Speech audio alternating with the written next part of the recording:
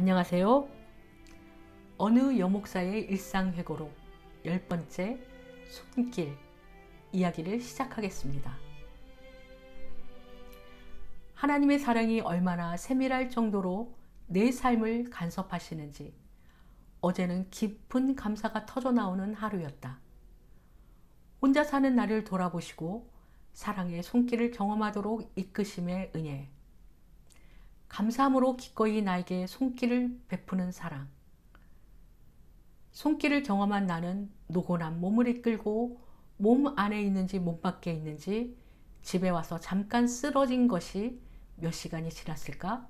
한 날이 지나고 말았다. 관리를 받으면 아픔을 견디는 인내가 필요하다. 그만큼 몸에 구석구석 막히고 뭉쳐져서 온전하게 제 기능을 못하고 있다는 결과겠다. 막힌 것을 뚫고 뭉친 것을 푸는 과정이 몸에 잠시 괴로움을 주지만 그 괴로움을 견디고 아픔을 이겨내면 모든 것이 유연해지고 화통하게 뚫린다. 몸의 관리를 위한 손길을 경험하면서 인생을 관리하시는 하나님의 손길을 생각한다.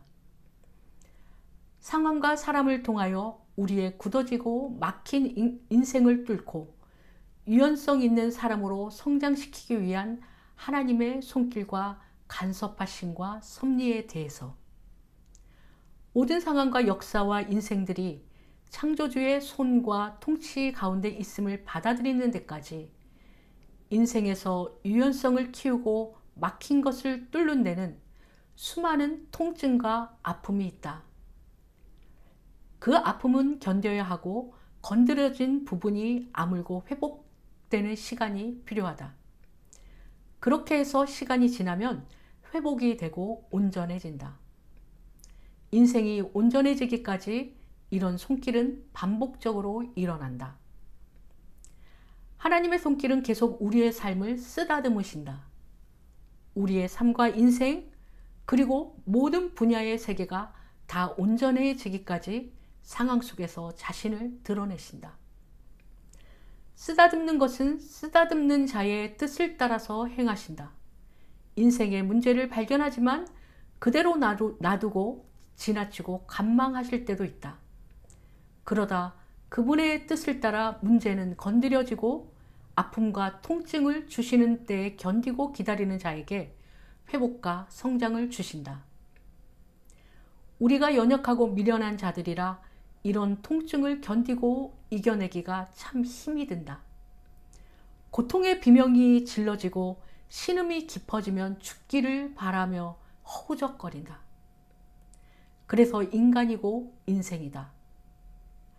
안개 속을 걷는 것 같고 안개를 걷어갈 빛을 기다리는 것만큼 두렵고 지루한 것이란 없다. 길고 긴 터널의 끝이 어디인지 캄캄하고 답답함에 곧 질식할 것만 같다. 그러나 회복과 성장을 위한 통증은 시간이 되면 다 지나간다.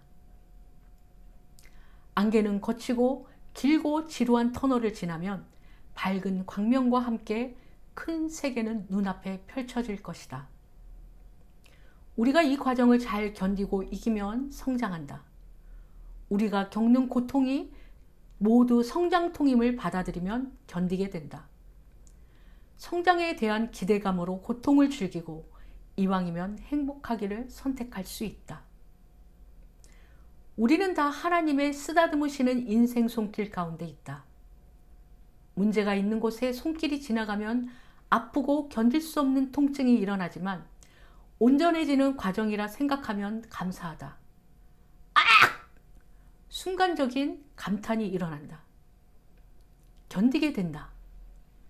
그리고 온전해질 회복의 때를 기다린다. 성장에 대한 기쁨과 기대감에 행복하다. 하나님의 손길이 닿는 때가 기다려진다.